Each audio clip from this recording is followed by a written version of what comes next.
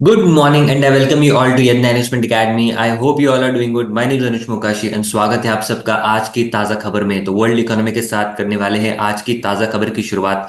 तो सबसे पहली जो न्यूज़ है तो फेड के मीट के बारे में बात कर लेते हैं। तो 17th एंड 18th मतलब उनके डेट्स के हिसाब से तो 17 एंड 18 को फेड की मीट इज प्लान्ड एंड 18 को ही वो डिक्लेयर करेंगे अबाउट वेदर रेट कट और no rate cut.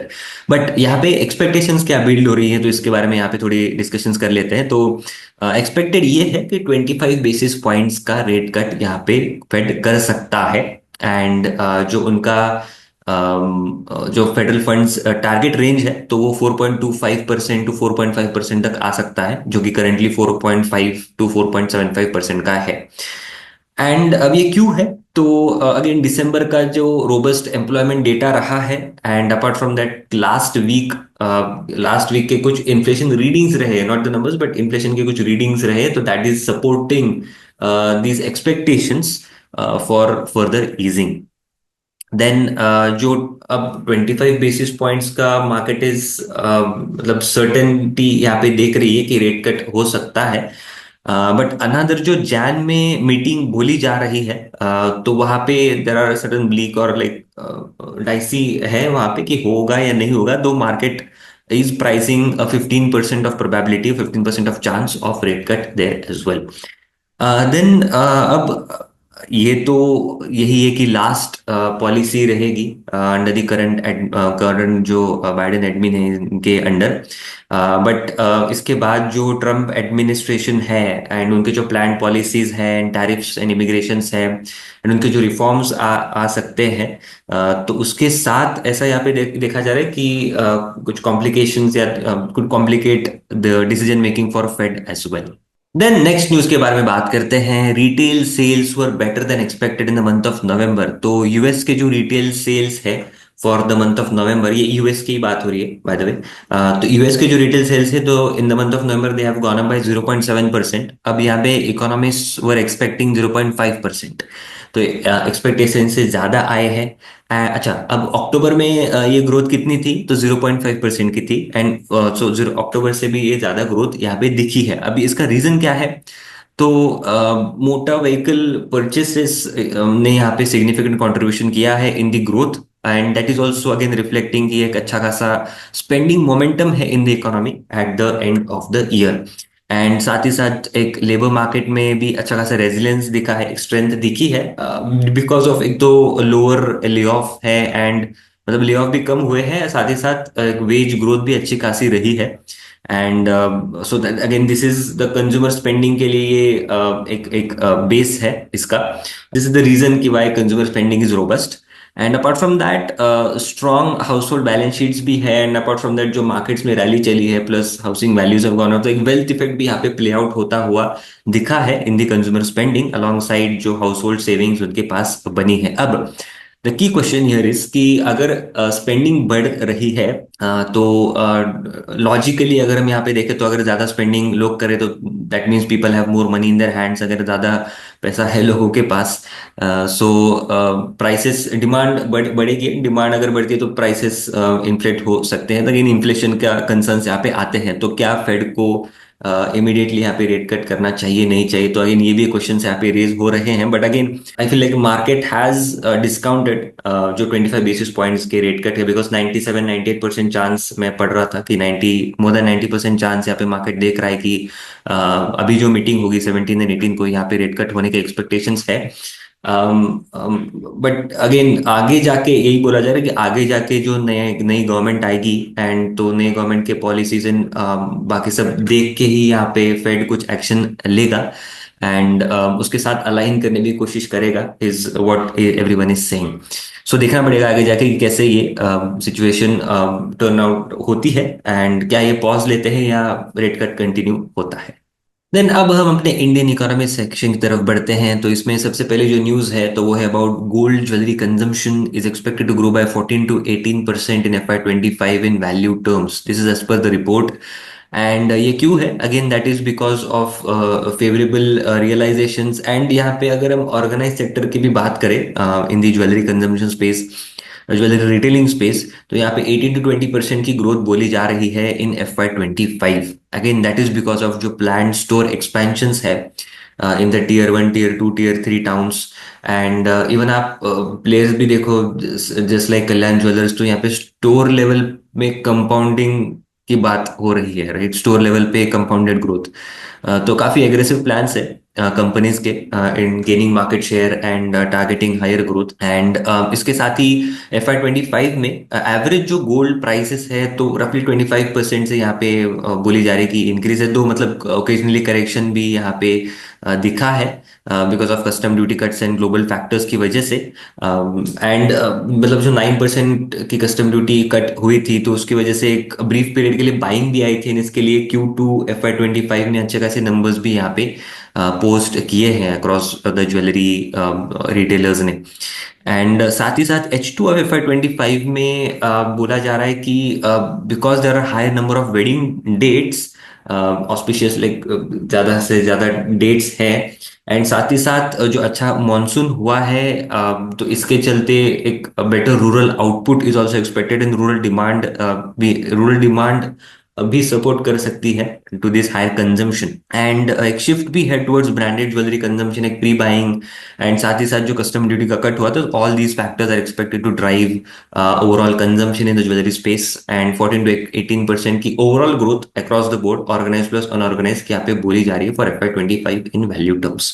Then next news की तरफ बढ़ते हैं। तो lower Q2 GDP growth is a temporary blip and economy is expected to improve in the coming quarters, this is said by our finance minister। तो जो Q2 FY 25 की जो 5.4% की ग्रोथ रही है, शी इज सेइंग कि एक temporary चीज है। And she has again expressed confidence कि आगे आने वाले क्वार्टर्स में हेल्दी ग्रोथ आ सकती है। इंडिया की ओवरऑल लास्ट 3 इयर्स की अगर हम एवरेज ग्रोथ की अगर यहाँ पे बात करें तो 8.3% की ग्रोथ रही है, जबकि Q1 एंड Q2 में स्लो डाउन दिखा है। अब 6.7% की Q1 में रही है एंड 5.4% की Q2 में रही है। बट उन्होंने ये भी कहा है कि 5.4% की भी ग्रोथ अगर हम देखें तो दिस इज डिस्पाइट ये स्लो डाउन, डिस्पाइट ये स्लो ग्रोथ है, बट डिस्पाइट दैट एक India has again emerge as the fastest growing major economy globally, right? And she has also clarified कि जो ब्रॉड बेस्ड स्लो डाउन की बातें हो रही है इन द मैन्युफैक्चरिंग स्पेस, तो ऐसा नहीं है। जो इंडेक्स ऑफ इंडस्ट्रियल प्रोडक्शन है तो वो अगर हम देखें तो उसमें रफली 23 सेगमेंट्स है, 23 सेक्टर्स है, तो उसमें more than 50% sectors have grown well, grown robustly is what she is saying. And जो मतलब यूनियन गवर्नमेंट के जो स्पेंडिंग है like capex spending of central government, तो वो भी 6.4% से बड़े थे इन जुलाई टू बड़े हैं एक्चुअली इन जुलाई टू अक्टूबर 2024 में। एंड ये जो कैपेक्स स्पेंड है जनरली ये देखा जाता है कि यहाँ पे एक मल्टीप्लायर इफेक्ट क्रिएट होता है। एंड जो मल्टीप्लायर इफेक्ट है सो दैट लाइक एक सिमिलर टू जो बैंक्स क्रेडिट क्रिएट करती है, so one bank giving to another, another bank giving to another, तो उस हिसाब से एक मल्टीप्लायर इफेक्ट यहाँ पे देखा जाता है। 4 to 5 टाइम्स का यहाँ पे इम्पैक्ट दिखता है in on the capex spend front, which is like huge. And revenue terms में अगर हम रेवेन्यू एक्सपेंडिचर की तरफ देखें तो इज लाइक 1 on 1, राइट? तो उस बेसिस पे यहाँ पे अच्छी खासी आगे आने वाले क्वार्टर्स में एटलीस्ट उन्होंने एक कॉन्फिडेंस दिया है कि एक capex spending through and other spending through and consumption through भी यहाँ पे ग्रोथ आ सकती है। And Q2 was a temporary blip.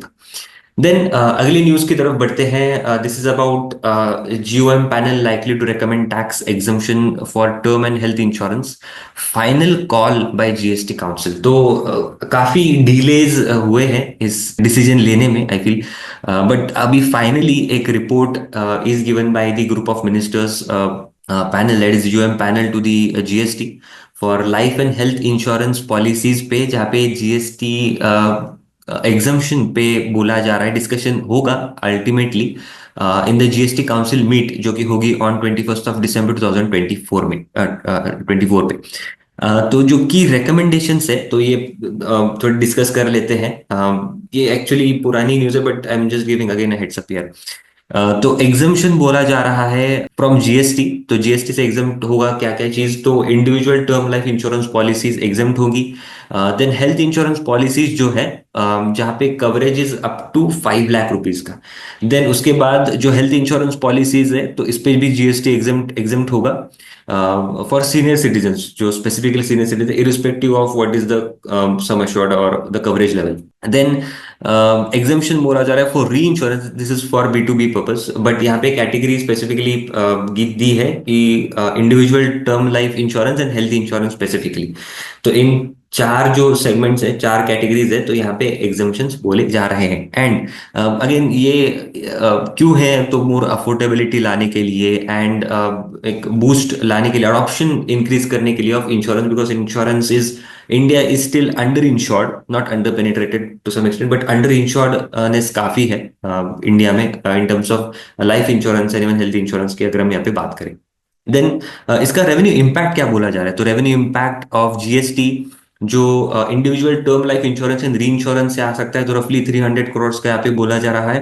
And जो एग्जाम्पशन है on off GST on individual health insurance and senior citizen policies पे जो एग्जाम्पशन है, तो इससे जो रेवेन्यू इम्पैक्ट आ सकता है तो वो बोला जा रहा है मोर देन 2000 करोड़ रुपीज का। बट जो group term life insurance policies है तो वहां पे करंटली कुछ चेंज नहीं कर रहे ऑफ जीएसटी रेट, बट आगे आने वाले मतलब मीटिंग्स में ये रिविजिट किया जा सकता है। अब हम अपने स्टॉक स्पेसिफिक न्यूज की तरफ बढ़ते हैं। तो सबसे पहले LG energy solution and JSW energy are discussing of 1.5 billion battery venture, this is again as per the report. तो LG energy solutions and JSW energy are in talks to setup a joint venture. अब ये किसके लिए, again to manufacture batteries for electric vehicles and renewable energy storage, जहाँ पे $1.5 billion की investment यहाँ पे बोली जा रही है। अगेन ये जो टू, अब एग्रीमेंट, इनिशियली एग्रीमेंट तो इन्होंने साइन कर दिया, विच 50-50 जेवी होगी है, जहाँ पे एल जी ई एस जो है तो वो टेक्नोलॉजी एंड इक्विपमेंट सप्लाई करेगा for battery production, and JSW will just invest the capital. And ये जो प्लांट रहेगा तो टोटल कैपेसिटी इसकी रहेगी 10 GWh की, जहाँ पे JSW is expected to again use 70% उनके एनर्जी स्टोरेज पर्पसेस के लिए एंड ईवीज के लिए, and L G E S जो है तो remaining 30% it will use. And L G E S की अगर हम यहाँ पे बात करें तो वो तो पार्टनर ढूंढ ही रहे थे इंडिया में, जबकि जेएसडब्ल्यू के भी उनके खुद के भी प्लान्स है ईवी लॉन्च करने में, एंड इवन बस ट्रक्स वगैरह सब लॉन्च करना है उनको ईवी, उनके खुद के ईवी ब्रांड के अंडर। एंड उन्होंने वन ऑफ द इंटरव्यूज में भी एक बात कही थी कि रफली 2030 तक they are looking at, I'm not sure, they are looking at 1 million cumulative sales of their own EV cars or brand total bucket में। तो and apart from that L G E S was again keen to expand in India also. They are looking, everyone is looking India as a growing market, but growing market in terms of जो e scooters हैं electric vehicles के perspective में, they are looking opportunity in India. JSW की अगर हम यहाँ पे बात करें तो उनके लिए भी ये बेनिफिशियल है, क्योंकि उनके जो ईवी के प्लान्स हैं तो वहाँ पे एक तो लोकल सोर्सिंग वो कर सकते हैं, जो कि अगेन उनकी जो ईवी प्रोडक्शन कॉस्ट है तो वो भी कम हो सकती है। एंड अगेन जो प्लांट है तो वो ऑपरेशनल हो सकता है बाय एंड ऑफ 2026, ऐसा यहाँ पे बोला जा रहा है। देन नेक्स्ट न्यूज के बारे में बात करते हैं। Ambuja cements to merge with Sanghi industries and Penna cement industries. तो यहाँ पे अंबुजा सीमेंट्स ने अनाउंस किया है अमालगमेशन उनके खुद के सब्सिडरीज का ही इनटू अंबुजा सीमेंट्स। तो कुछ नंबर्स यहाँ पे देख लेते हो। संगी इंडस्ट्रीज की करंटली अगर क्लिंकर कैपेसिटी की अगर हम बात करें तो 6.6 MTPA की है, cement capacity 6.1 MTPA, and total limestone reserves यहाँ पे देखें तो मोर देन 1 बिलियन टन्स के यहाँ पे बोले जा रहे हैं। संगीपुरम प्लांट जो है तो India largest single location plant है इनका in cement and clinker unit, and apart from that एक captive jet and power plant भी यहाँ पे है। पेन्ना सीमेंट अगर हम यहाँ पे देखें तो 4 इंटीग्रेटेड प्लांट्स है इनके आंध्र प्रदेश एंड तेलंगाना में, एंड एक ग्राइंडिंग यूनिट है in Maharashtra with total operational capacity of 10 MTPA। Additionally 2 under construction plants है इन कृष्णापट्टनम एंड जोधपुर में, ईच की कैपेसिटी इज 2 MTPA। एंड ये एक्सपेक्टेड है कि आने वाले 8 से 12 महीनों में ये प्लांट्स कंप्लीट हो जाएंगे। ट्रांजैक्शन डिटेल्स अगर हम यहाँ पे देखें तो Ambuja Cements will issue 12 equity shares for every 100 equity shares held in SIL, that is Sanghi. तो 12 शेयर्स मिलेंगे of Ambuja for 100 shares of Sanghi, and eventually like Sanghi share holders will become share holders of Ambuja Cements. Timelines यहाँ पे बोली जा रही है 9 to 12 months की expected है। जब एंड अपार्ट फ्रॉम दैट जो पेन्ना सीमेंट के शेयर होल्डर्स है तो उनको यहाँ पे बोला जाए कि रफली 321.5 पर शेयर का कंसिडरेशन मिलेगा for every share held into Penna cement. Then lastly ITC के बारे में बात करते हैं। This is just then update again. ITC sets Jan 1st 2025 as effective date for demerger of the hotel business. तो 1st Jan 2025 एक effectively ITC hotels demerge हो जाएगा, and this is again after NCLT का order approval इनको मिला with 99.6% votes in favour demerge करने के लिए। सो फाइनली एक डीमर्ज्ड एंटिटी हम यहाँ पे देख सकते हैं। एंड परफॉर्मेंस की अगर हम यहाँ पे बात करें ITC होटल की, तो अच्छी खासी double digit revenue and EBITDA growth यहाँ पे ITC होटल्स में दिखी थी इन दी पास्ट, एंड आगे जाके भी एक्सपेक्टेड यहाँ पे है। This was it. I hope आपको आज की ताज़ा खबर अच्छी लगी होगी। ऐसे और वीडियोस के लिए हमारे चैनल पे बने रहना, वीडियो को लाइक करना, शेयर करना और चैनल को सब्सक्राइब करना मत भूलना। मिलते हैं अगले वीडियो में। Thank you so much.